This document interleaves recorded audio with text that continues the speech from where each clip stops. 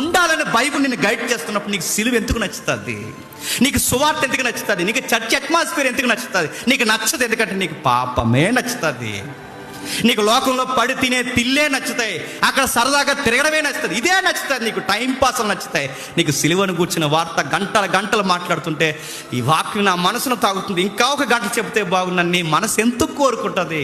మా అమాయకత్వం కాకపోతే ఎందుకు కోరుకుంటుంది? నీకు అవే నచ్చుతాయి. నీకు చర్చలో ఉండడం నచ్చదు, నీకు వాక్యం వినడం నచ్చదు, నీకు సిలువను కూర్చున్న వార్త నచ్చదుగాక నచ్చదు.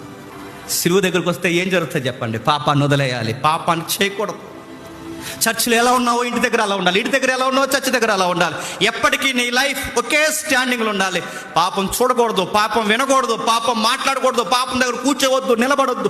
దివారాత్రులు ఈ ధర్మశాస్త్రం చదివని ఈ బైబిల్ నిన్ను గైడ్ చేస్తున్నప్పుడు నీకు పాపము బాగా ఇష్టం, నీకు రీల్స్ చూడడం ఇష్టం, చెత్త మాట్లాడుకోవడం ఇష్టం, కహానీలు చెత్త చెదారం సోదు మాట్లాడుకోవడం ఇష్టం, మెసేజ్ స్టార్టింగ్ ఇష్టం, నీకు ఈ చెత్తంతా ఇష్టం, అలా సెలబ్రిటీలా బయట తిరగడం ఇష్టం, రెస్టారెంట్కి పోవడం ఇష్టం, రకరకాల ఇష్టాలన్నీ నీకున్నాయి.